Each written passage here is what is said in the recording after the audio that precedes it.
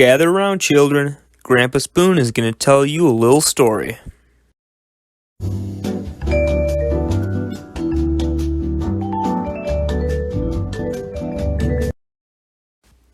The title is technically an understatement, as today we'll also be briefly covering the oldest written document and the oldest religious text as well. Disclaimer, I will be butchering a lot of names in this video. Now, the oldest written document is the Kish tablet, which has been dated all the way back to 3500 BC. This limestone tablet was found at the site of the ancient Sumerian city of Kish, which is now modern-day Tel al-Uhaymar, Babel Governorate, Iraq.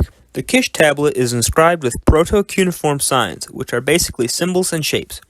Several thousands of these documents are dating to 3350 to 3000 BC and have been found in Uruk, and still no one knows how to decipher them. Now, the pyramid texts are the oldest religious texts and were dated around 2400 BC. These texts were carved onto the subterranean walls and sarcophagi of pyramids at Saqqara from the end of the 5th dynasty to the 8th dynasty, circa 2400 to 2300 BC. The pyramid texts were a collection of Egyptian mortuary prayers, hymns, and spells intended to protect a dead king or queen and ensure life and sustenance in the afterlife. The spells or utterances of the pyramid texts were primarily concerned with enabling the transformation of the deceased into an Akh, which were those judged worthy to mix with the gods. The spells of the pyramid texts were divided into two broad categories: sacerdotal, which are ritual in nature, and personal, which are the ones responsible for guiding the spirit out of the tomb and into the new life. Now, the oldest story is the Epic of Gilgamesh, which was written around 2150 BC. The Epic of Gilgamesh is an ancient Sumerian and Akkadian epic poem about the demigod king of Uruk, Gilgamesh. It was first written in Akkadian, the language of Babylon, and the modern edition was translated by an archaeologist named George Smith in 1872. As far as is known by cuneiform signatures on tablets, the author, or at the very least the scribe of the Epic of Gilgamesh, was Sin-Lake-Uneni. It is unknown to what extent he wrote the standard version of the Epic of Gilgamesh and what parts were organized from outside sources, but nevertheless, the standard version can be attributed to him, scribal culture, and oral storytelling. Most historians generally agree that Gilgamesh was a historical king of the Sumerian city-state of Uruk, who probably ruled sometime during the early part of the dynastic period, circa 2900 to 2350 BC. I'll be giving a brief summary. If you want to read it for yourself and do not want any spoilers, then you probably should have been born about 4,000 years ago.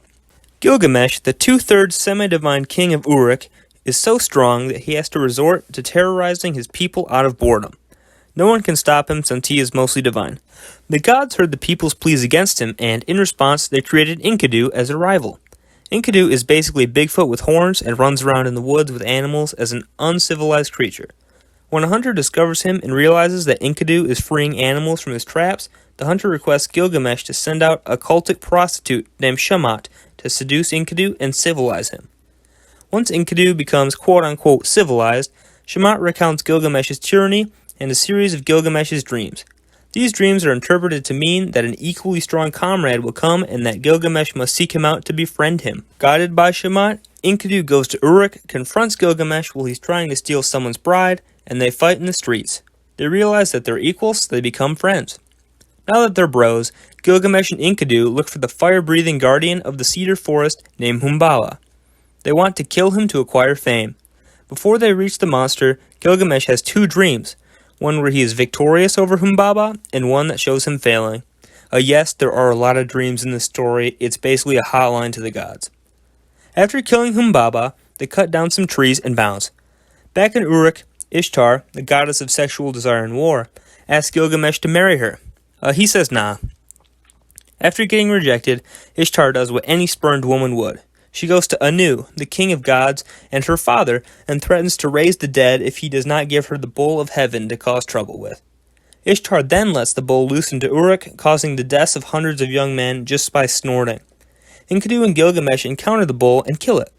Then Enkidu offers its innards to Shamash the prostitute, further enraging Ishtar.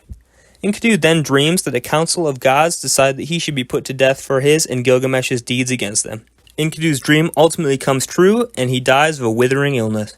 After losing his friend, our hero Gil develops terminal sadness and builds a statue of Enkidu and then heads out to the countryside.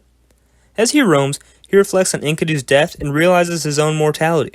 He decides to look for Utnapishtim, the only immortal person to figure out how to become immortal himself.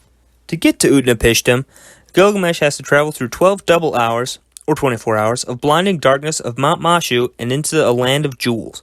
Once he is there, he meets a tavern keep who instructs him to find Urshanabi, a ferryman who can take him to Utnapishtim. When he arrives, Utnapishtim tells a story of a great flood where he was instructed by a god to build a boat for him and his wife. They were the only survivors. After sending out a raven that never came back, landing his boat, and giving offerings to the gods granted him immortality, thus making it impossible for Gilgamesh or any human to attain this status without the help of the gods. Utnapishtim tells him that if he can stay awake for 7 days and 7 nights, the gods will meet up and maybe give him immortality. Gilgamesh immediately falls asleep, so that doesn't happen. As a consolation prize, Utnapishtim then tells Gilgamesh that there is a plant that will grant men rejuvenation. Gilgamesh finds this plant, but while he is bathing, a snake steals it and sheds its skin, so he cries.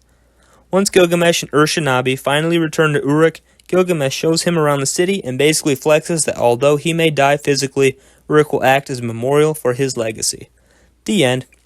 Now what can we learn from this story? Well, for starters, if you're a mythical god, odds are you're a loser who cares way more about what tiny mortals think than you probably should. Think about it. It's like if Mike Tyson cried and got angry that a fruit fly thought he was dumb. Like, why would that bother him at all? It's literally an infinitesimally insignificant being in comparison. It should hold no sway whatsoever. Also, if you're immortal and humans only live for like 60 to 80 years, it's like a blink of an eye to you, so they should already be gone and forgotten. In all seriousness though, the Epic of Gilgamesh is focused on the big question, what is it to be human? We all die, so what is the point? Well, at the end of the day, Gilgamesh is celebrated for his human successes, loving a friend more than himself, protecting his city, learning to accept mortality, enjoying his life, finding good friends. The bond between Gilgamesh and Enkidu and their bros before hoes mentality can really go a long way. Find yourself someone you care about and view as an equal, and I guarantee you life will be worth living. Life is all about forming relationships that are meaningful and leave behind a lasting legacy. I highly recommend reading, or at least listening to, the Epic of Gilgamesh. It's a part of history, it'll help expand your brain, it'll make you smarter, and you'll be able to say you know all about the oldest story in history. So give it a shot. Thank you for watching, and remember, don't be a dumb fork, be a smart spoon.